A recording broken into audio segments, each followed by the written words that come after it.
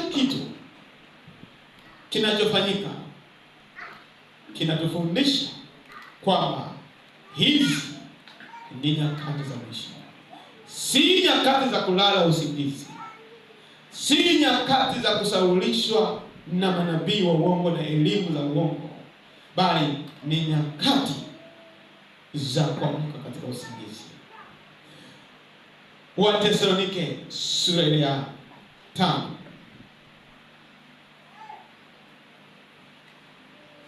Wathesalonike sura ya 5 mstari wa kwanza.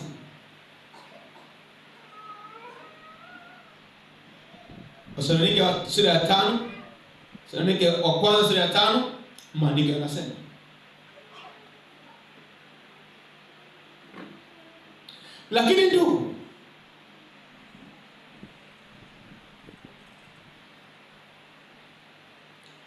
lakini ndugu, kwa habari ya nyakati na majira,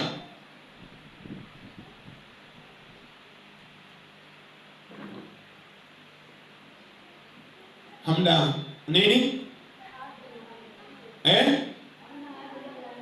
Hamna haja niwaandikie, maana ninyi wenyewe mnajua yakini ya kuwa siku ya Bwana yaja kama vile mwivi ajavyo usiku. Wakati wasemapo kuna amani na salama, ndipo uharibifu wajiapo kwa ghafla, kama vile utumwa umjiayo mwenye mimba. Wala hakika hawataokolewa. Bali ninyi ndugu, hamumo gizani, hata siku ile iwapate kama mwivi. Kwa kuwa ninyi nyote mmekuwa wana wa nuru na wana wa mchana. Sisi si wa usiku wala wa giza. Basi tusilale usingizi kama wengine, bali tukeshe na kuwa na kiasi. Amen. Amen. Amen. Bali keshe na kuwa na kiasi. Kwa hiyo nyakati hizi za mwisho, lolote linalotokea katika ulimwengu huu, kwa wana wa nuru, kwa wana wa mchana, yaani kwa wana wa Mungu waliookolewa, ambao wanajiandaa kwenda mbinguni, wanamsubiri Mwokozi wao Yesu Kristo, chochote kinachotokea wanakichunguza. Chochote kinachotokea wanakifuatilia, kujua kwamba je, hii inaweza kawa ni ishara ya kurudi kwa Bwana? Je, hii inaweza kawa ni dalili ya Yesu kuja duniani kuchukua watakatifu wake? Na hatuchunguzi kwa akili zetu, hatuchunguzi kwa ufahamu wetu, kwa uzoefu wetu, tunachunguza maandiko. Amen. Amen.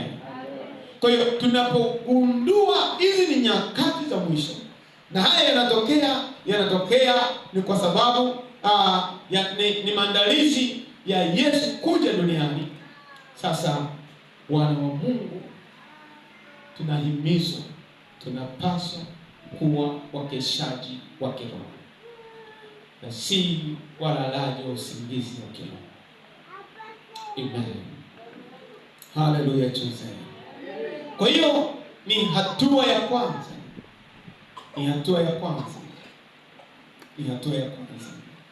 Ishara ya kurudi mara ya pili kwa Yesu duniani.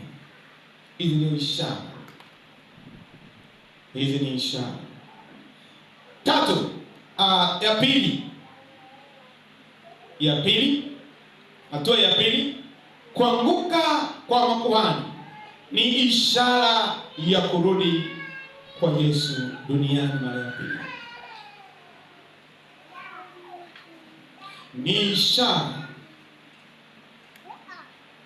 ya kurudi kwa Yesu duniani mara ya pili.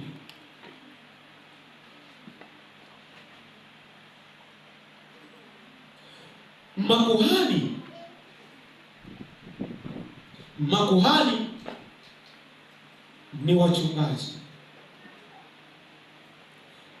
Makuhani ni wainjilisti.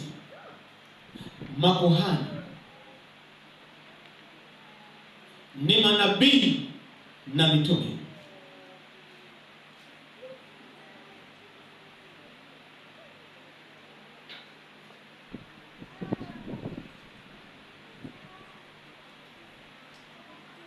Mungu amewaweka hawa makuhani, amewaweka wachungaji kuwa walinzi wa nyumba ya Israeli. Amewaweka na kuwafanya kuwa walinzi wa kondoo wa Mungu mwenyewe.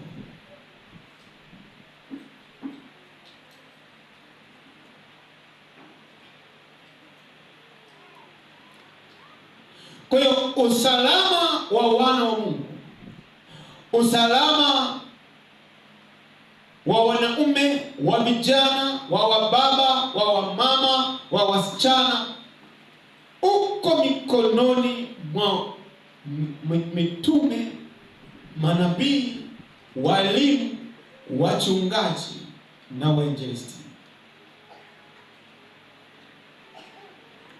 Ndio maana Biblia inasema hawa watu amewaweka kuwa walinzi, amewaweka kuwa walinzi wa nyumba ya nyumba ya Israeli. Kwa hiyo usalama wa vitu vilivyomo ndani ya nyumba unategemeana na umakini na uwajibikaji wa yule mlinzi aliyepewa hiyo kazi. Ikiwa mlinzi afanye sehemu yake, hakuna kitu chochote kitakachokuwa salama. Ndio kazi ya makuhani. Ezekiel sura ya 13 mstari wa 7.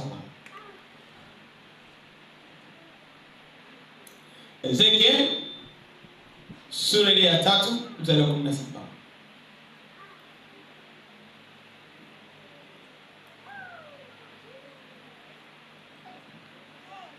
Ezekiel sura ya 3 mstari wa 17. Mwanadamu, nimekuweka kuwa mlinzi wa nyumba ya Israeli. Basi sikia neno hili litokalo katika kinywa changu, ukawape maonyo. Amen. Amen. Ukawape maonyo haya yatokayo kwangu. Kazi ya mlinzi, kazi ya kuhani, kazi ya mchungaji, kazi ya mwalimu, kazi ya mwinjilisti. Amepewa kulinda wanadamu wasipotee. Amepewa maneno, amepewa maelekezo ya kuwaonya wanadamu yale ya wapasayo kufanya ili wasipotee, pasipo kuchuja, pasipo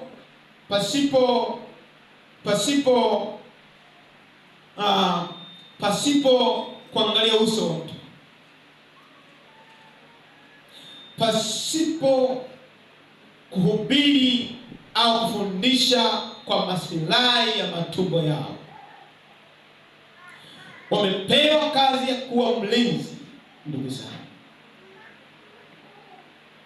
Ndio maana katika Ezekiel 34 utaona hapo, Ezekiel sura 34 wanatajwa wachungaji ambao hawakufanya kazi yao,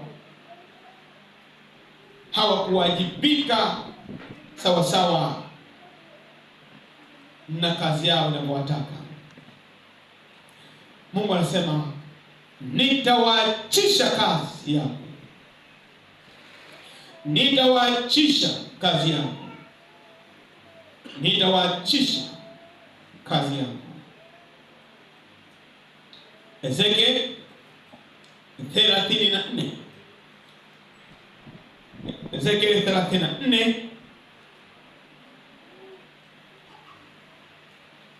Ezekiel 34 mstari wa kwanza.